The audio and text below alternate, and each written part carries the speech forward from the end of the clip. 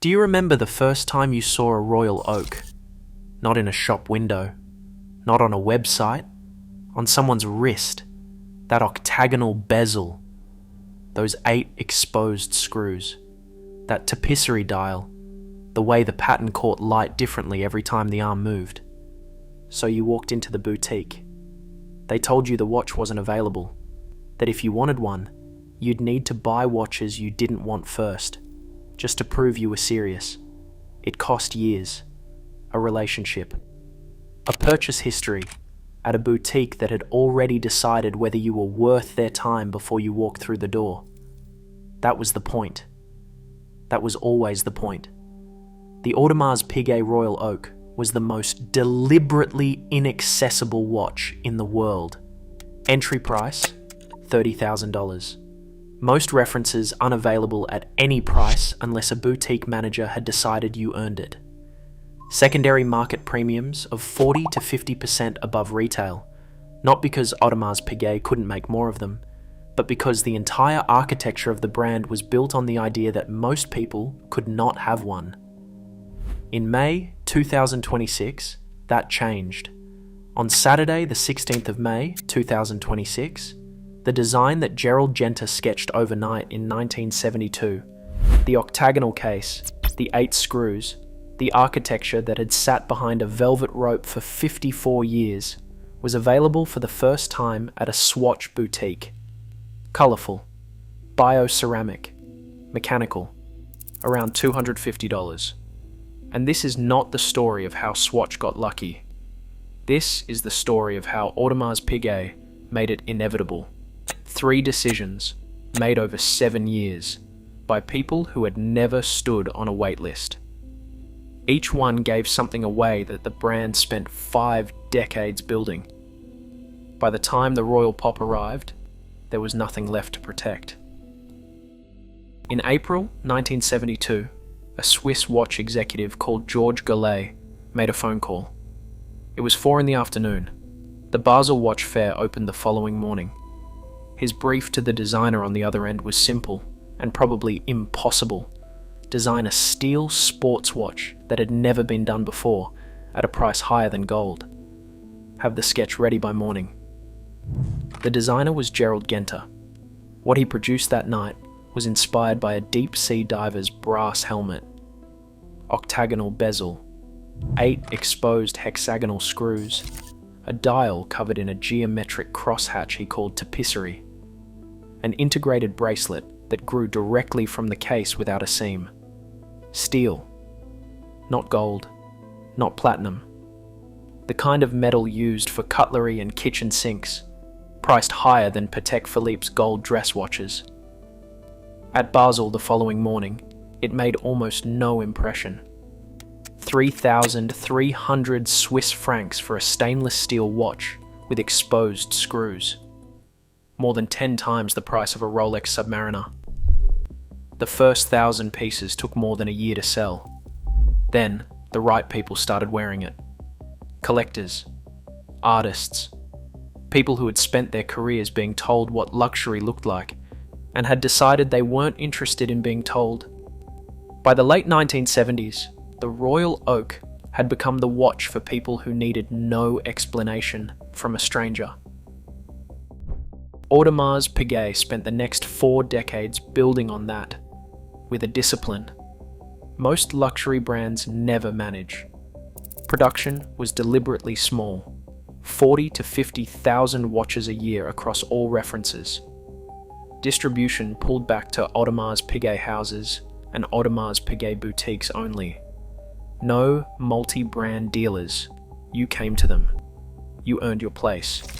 Walk in as a new client, asking for reference 15500ST, and they would write your name down and tell you to come back. Not in months, in years, if they called at all. So how did the Swatch collaboration happen, and why? In February 2020, Audemars Piguet filed an application with the Japan Patent Office. They wanted to trademark the Royal Oak's design, specifically the combination of the tapisserie dial, the octagonal bezel, the 8 hexagonal screws, and the overall case architecture. The intent was to legally own what Gerald Genter had sketched in one night in 1972, to make it impossible for another manufacturer to produce a watch that looked like a royal oak without Audemars Piguet's permission. The Japan Patent Office refused. Their ruling was straightforward. The royal oak's design elements, the octagonal bezel, the exposed screws, the dial pattern, were not sufficiently distinctive to function as a brand identifier. They were, in the Japan Patent Office's assessment, features that appeared across enough watches in the market that no single manufacturer could claim exclusive rights to them. Audemars Piguet appealed. In June 2023, Japan's appeals board upheld the original decision. Audemars Piguet appealed again, this time to Japan's Intellectual Property High Court.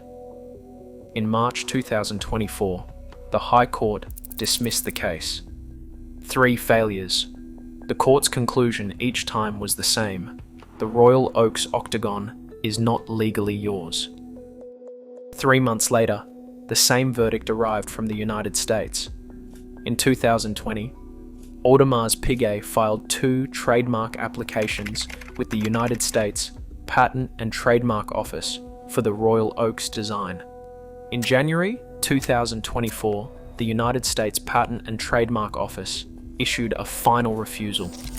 Audemars Piguet appealed to the Trademark Trial and Appeal Board. In January 2025, the Trademark Trial and Appeal Board ruled against them. The reasoning mirrored Japan's. The octagonal bezel and tapisserie pattern were not distinctive enough, in legal terms, to belong to one company.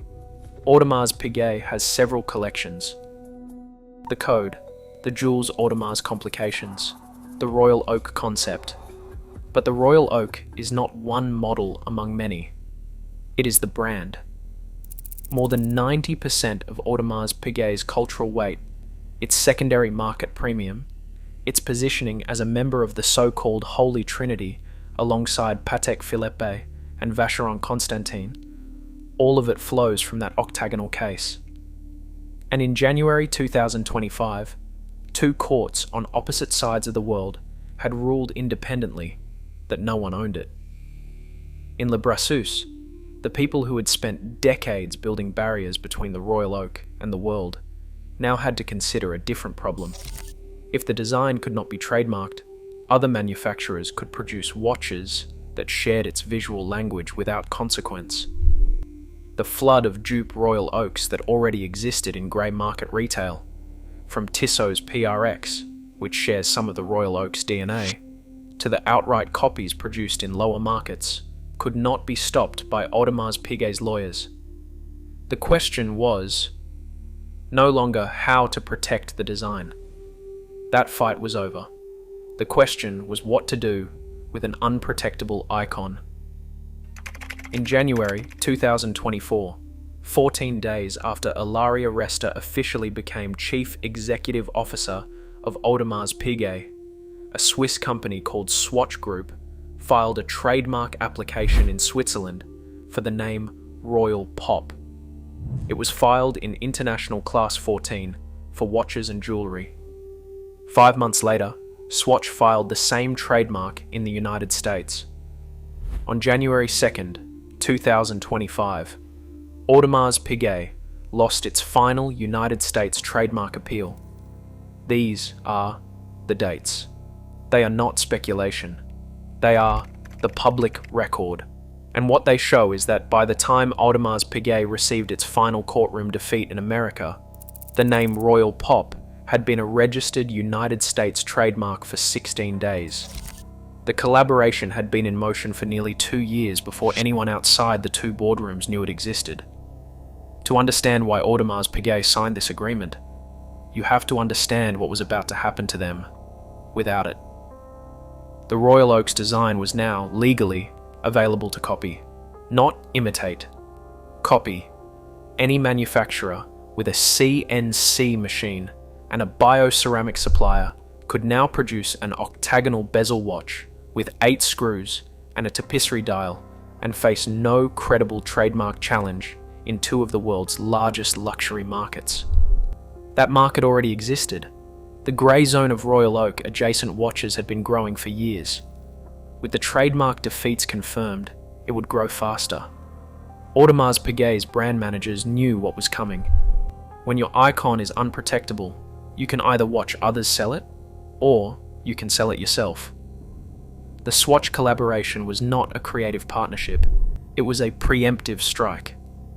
By licensing the Royal Oak's design language to Swatch Group, the largest watch manufacturer in the world with the manufacturing infrastructure to flood every Swatch boutique on Earth simultaneously, Audemars Piguet could at least control the terms of the democratization it could no longer prevent. They would choose the partner. They would approve the product. They would take a share of the revenue. And they would establish, in the market's memory, that the only legitimate affordable royal oak came from Le Brassus, not from a factory in Shenzhen with no connection to Gerald Genter's overnight sketch. There is a version of this decision that looks like strategy. There is another version that looks like a company watching its defenses fall and deciding to open the gates rather than be overrun. What neither version can explain away is what went into that Swatch boutique on May 16th, 2026. Swatch had run this playbook before. In March 2022, they launched the Moon Swatch in collaboration with Omega, a bioceramic chronograph priced at $260, carrying the visual DNA of the Omega Speedmaster Moonwatch. Queues outside Swatch boutiques in London, New York, Tokyo, and Zurich went around the block. More than 1 million units sold in the first 8 months. Morgan Stanley estimated first-year revenue of $128 million. Nick Hayek Jr., the Swatch Group Chief Executive Officer, reported that Omega Speedmaster sales at official Omega boutiques rose 50% in the same period. This was the case study Audemars Piguet's board had watched. This was the evidence that a mass-market version of an icon could drive demand for the original rather than replacing it. And for Omega, it worked. The Speedmaster was accessible before the Moon Swatch. You could buy one. The collaboration added heat to a watch that was already available at a lower price tier, reaching people who might eventually migrate up. But by 2024, the Moon Swatch secondary market told a different story. According to watch charts and Morgan Stanley research, Moon Swatch, secondary prices dropped nearly 18% year over year in the first quarter of 2024, with a further 5.5% decline in the following quarter. By mid-2025, Swatch was among the worst performing brands in the watch market by value retention. The collectible heat lasted roughly 24 months. Then it faded. And what remained was a Swatch Group that had, in industry analysts' assessments, become unusually dependent on Moon Swatch sales for the brand's revenue. That is the precedent Audemars Piguet signed itself into. The Royal Pop launched on May 16th, 2026. 8 bioceramic pocket watches in 2 case styles, Lapine and Savonette, were powered by a new hand-wound version of Swatch's System 51 movement. The first of its kind, built with 15 active patents and over 90 hours of power reserve. The octagonal Royal Oak case architecture translated into a pocket watch format, designed to be worn on a lanyard, clipped to a bag, or used as a desk object. 8 models, 8 colours, a nod to the 8 screws on the original bezel, priced in the end in the mid-hundreds. At 21 Swatch boutiques across the United States, people who had camped overnight on New York pavements, pressed against the glass, waited for the doors to open. The same scenes repeated in London, Paris, Tokyo, Singapore, Hong Kong, and Sydney. The sellout was global and immediate. Now stand in the Audemars Piguet house on Bond Street and look at a reference 16202 in stainless steel. £44,000, a 2-year wait, if you already have a relationship with the boutique. A conversation you cannot begin as a first-time visitor without buying something you do not really want. The watch on the shelf in the Audemars Piguet house and the one attached to a lanyard outside the Swatch boutique at Covent Garden are not the same object. Any serious collector can tell you that in 90 seconds. The System 51 movement and the caliber 2121 inside a Royal Oak Jumbo are not comparable instruments. The bioceramic case and the hand-finished steel of the original are not comparable materials. The price difference is not 50% or even 200%. It is roughly 100-fold. But luxury does not run on specifications.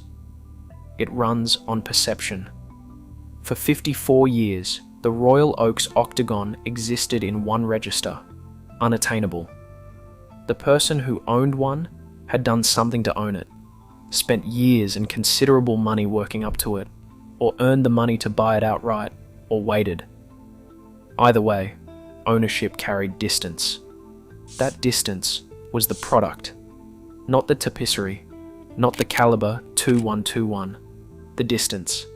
On May 16th, 2026, anyone with $250 and a sleeping bag could hold the Royal Oak case in their hand. The distance is gone. And once it is gone, a watch brand cannot buy it back. In the weeks before the Royal Pop launch, a veteran collector who had owned 50 Audemars Piguet Royal Oaks and Royal Oak offshores over 36 years, published an account of what the collaboration meant to him. He quoted the original 1972 advertising copy: "The costliest stainless steel watch in the world. It takes more than money to wear a Royal Oak. Would you buy a Rembrandt for its canvas?" Benemius understood the difference between cultural accessibility and commercial accessibility. Making the Royal Oak appear in the right places, on the right wrists, increased its value. Making it purchasable by anyone decreased it. He walked that line for 12 years without crossing it. In June 2023, he announced his departure. Ilaria Resta, who took over on January 1st, 2024, came from Procter & Gamble and Firmenich, the world of mass-market consumer goods and premium fragrance. She was the first chief executive officer from outside the watch industry in AP's history. She was appointed, the board statement said, for her deep consumer insights and her record of delivering results.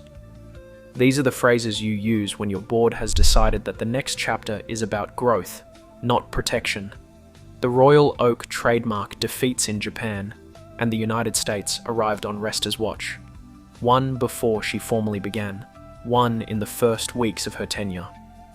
The Swatch trademark for Royal Pop was filed at the moment of her arrival. She signed the agreement that made the collaboration real. She told Swatch's announcement that the Royal Pop existed for the joy and boldness it represents, because audacity is often the starting point of innovation and new ideas. The men and women who built Audemars Piguet into what it was by January 2024 had spent 149 years avoiding this sentence. They had chosen scarcity over reach at every decision point. They had turned down partnerships, rejected distribution opportunities, and maintained waitlists as a deliberate architecture of desire. They had built, piece by piece, a brand whose value was indistinguishable from its inaccessibility. And the board handed it to someone who had never sold a watch. By July 2025, the AP Royal Oak secondary market had dropped below retail for the first time since 2022. Not every reference, the complications, and limited editions still carried premiums, but the standard steel references that had once commanded 50 to 100% over retail were, in some cases, trading at or below the price. An AP boutique would charge you if they decided to let you buy one. The Royal Oak secondary market had been a barometer of desire. When people paid a 50% premium on the grey market, it meant they wanted the watch more than they wanted their money back. When that premium compresses, it means desire is softening. Something has changed in the distance between the watch and the person who wants it. The royal pop had not launched when those prices began to fall. The fall was already in motion, driven by a broader luxury slowdown, by the China market contraction, by the normal correction after the speculative bubble of 2021 and 2022. But what the royal pop does is confirm the direction of travel. It tells every person sitting on the fence about whether to buy a royal oak something they cannot unhear. The octagon is a swatch now. Not literally, not in terms of the movement or the finishing or the price, but in terms of what the shape means in public, in the culture, in the memory of anyone who walked past a Swatch boutique on a Saturday morning in May 2026 and saw that queue. The shape belongs to everyone now, and shapes that belong to everyone do not belong to the people who paid $30,000 for the right to own them exclusively. The vintage Royal Oaks, the A series from 1972, the B and C and D series, the references that existed before the brand's modern commercial era, will survive this. They are objects with independent, historical standing. What is damaged is the modern commercial Royal Oak, the watch that the Audemars Piguet boutique system was built to allocate, protect, and make desirable through controlled scarcity. That watch needed the distance to be worth what Audemars Piguet charges for it. The distance is gone. Walk to the Swatch boutique at Covent Garden. The queue is gone now. The watches are in the cabinet. 8 of them, bio-ceramic, in 8 colours, on a card stand next to the Moon Swatch and the blank pane 50 Fathoms collaboration. Pick one up. Feel the octagonal case. Count the 8 screws on the bezel. The tapisserie pattern on the dial is there, in colour, translated into System 51 and bio-ceramic, and a pocket watch format designed to clip to a lanyard. Now walk 5 minutes across the city to the Audemars Piguet house. Look through the window at the reference 16202. £44,000 in stainless steel. The same 8 screws. The same octagon. The caliber 2121 inside, assembled and finished by hand in Le Brassus. The same design that Gerald Genter drew in one night in 1972, reproduced with a precision and a craft that the Swatch boutique around the corner cannot approximate. The watch is still extraordinary. The movement is still extraordinary. The finishing, the history, the proportions, none of it has changed. The Audemars Piguet house still exists. The craftsmen in Le Brassus are still at their benches. What has changed is the first thing a person who knows nothing about watches will think when they see the octagon on your wrist. They will think of the queue outside the Swatch boutique. The octagon belongs to everyone now. If you own a Royal Oak, the real one, the one behind the velvet rope, drop the reference and the year in the comments. Tell me what you paid. Tell me whether, on the morning of the 16th of May, 2026, you looked at it differently.